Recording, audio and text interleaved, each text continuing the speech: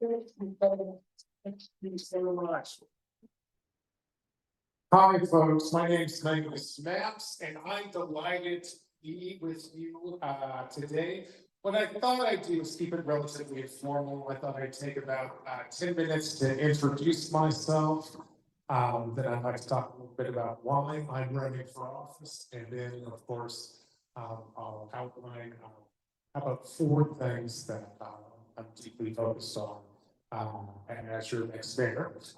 First, it's a delight to be here. I'll tell you, I recognize many of the faces in the room, and that's partly because I'm one of your neighbors. My kid goes to school about 3 blocks that way, and I live about 15 blocks the other way.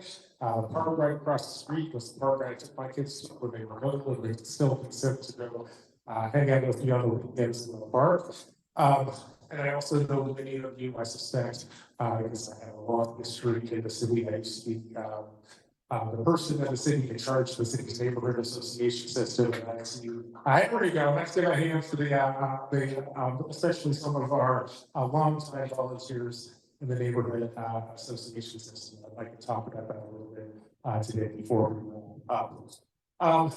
But there are also many faces in the room, and I'm delighted to see that. One of the things I want to do is introduce myself. Hi, my name is Mingus. I'm your neighbor. I'm a dad. I got 2 boys, a 13-year-old and a 15-year-old who look an awful lot like me. I have a PhD in government. I also did my undergrad work at Reed and got my PhD from Cornell. So I'm dividing my career between being an academic, where I teach on issues surrounding public policy and urban policy in particular. I've also been a public servant, especially here in Portland. So as I mentioned, I used to head the city's neighborhood association system. I used to be supervisor of the crime prevention program. And of course, for the past 3.5 years, I have been one of your commissioners on Portland City Council. And on council, I am your infrastructure guy. So I'm the commissioner in charge of the Water Bureau, the Bureau of Environmental Services, and we bought about 1/3 of the city's employees work in my portfolio.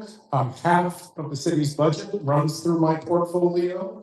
And 95% of the city's assets are contained within my portfolio. So I've seen an awful lot. And I should also say, as you probably figured out by now, candidate for Mayoral. And now, when I tell you for mayor, you can probably guess the question most often. Why? Yeah, well, exactly why. But there's 2 versions of that question. One version of that question is, why are you running for mayor? With the implication being like, why would you subject yourself to the challenges and occasional indignities of trying to run for and then be the mayor of Portland? And then there's the deeper question, which is, what do you want to accomplish with your mayor? And I want to answer both versions of that question. I'm running for mayor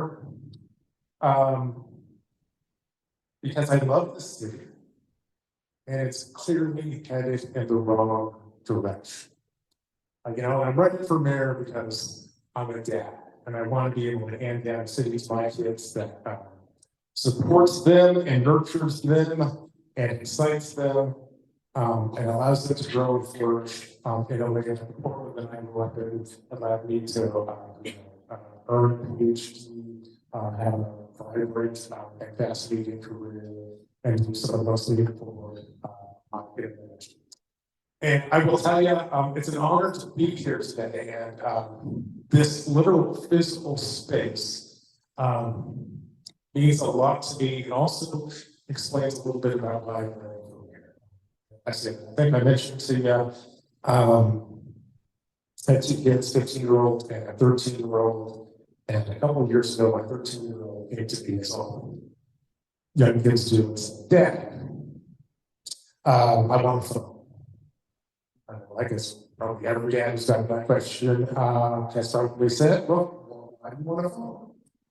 And he tells me, Well, Dad, when I ride my bike home from school, which is All Saints right over there, it's like down 6 or 7 minutes, and it cuts through the park. He says, when I cut through that park over there, there's this guy who throws rocks. And so when someone's throwing rocks, I want to be able to call, which is a sad story that starts to come. I find it unacceptable for my kids, and I want to make sure it doesn't happen to your kids either, which is also why I'm running to be the chief executive of the city that we all love. Now let's talk a little bit about what I want to accomplish while I am your mayor. I have 3 priorities, top priorities, and then I want to talk about the 4th item too. My 3 top priorities will probably not come as a surprise to most of you because we're all Portlanders. We've been here for a long time. Live in Portland experience every day. My top priorities are houselessness, public safety, and economic recovery. And in addition to that, as the whole neighborhood association, and I want to talk a little bit about the future of neighborhood associations in the next form of government. On houselessness, and here you might hear a little bit of a contrast between me and my good friend Keith, who's a great Portlander and brilliant man. I agree. Houselessness is our deepest challenge here. One of the things that I'm sure everyone in this room has wondered at some point is how is it possible that the Portland metro region can literally spend hundreds of millions of dollars a year trying to house 6,000 people, and every year more people sleep on our streets every week. And one of the reasons that happens is because of the unique way we have organized local governments here in the metro area.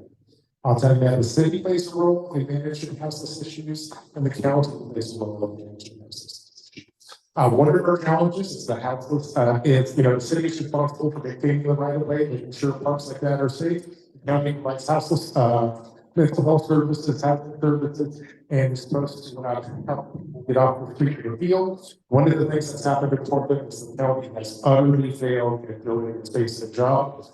I am deeply committed to holding the county accountable for getting people off the street into temporary shelter and giving them the support they need in order to heal and thrive. On the public safety side, as I restored on time, I want to say that crime in our community has grown out of control. For those of you who've been around for 3 or 4 years, you might remember that I was perhaps the only candidate running for council 3.5 years ago. You saw and received the Police Bureau's endorsement. That was a hard thing to do in 2020.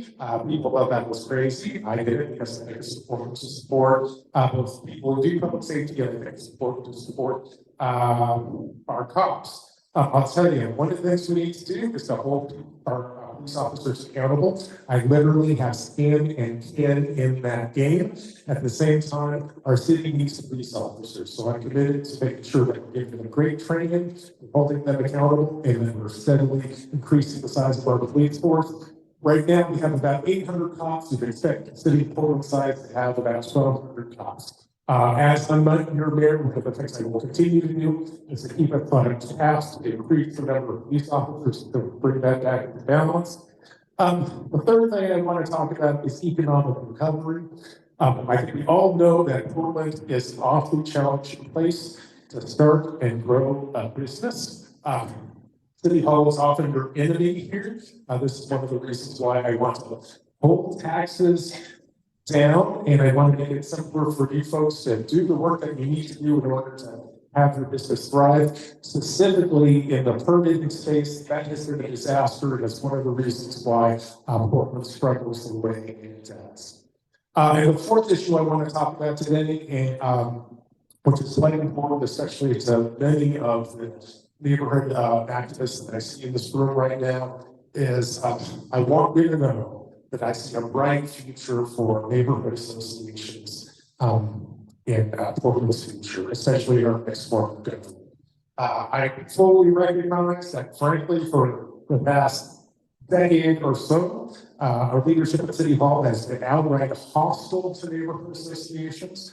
For those of you who've been around for a while, you might also remember I was the guy who was in charge of neighborhood associations for a couple of years there. One of the reasons why I saw and got that job is because I believe in neighborhood associations. This is a unique institution which Corbin created, which has been replicated throughout the world for reasons which I disagree with. I think they're unfair. We have neglected them. I think in our new form of government, we're based on electing representatives through districts, delivering services through districts. Neighborhood associations will be more important than ever, and that is what I'm committed to delivering for you. And I see that my time is up, so I will just again thanks everyone for coming out tonight. I encourage you to pay attention to this race. If you want to learn more about me, go to mingustamps.com. And if you're so inclined, please hit the donate button. Thank you.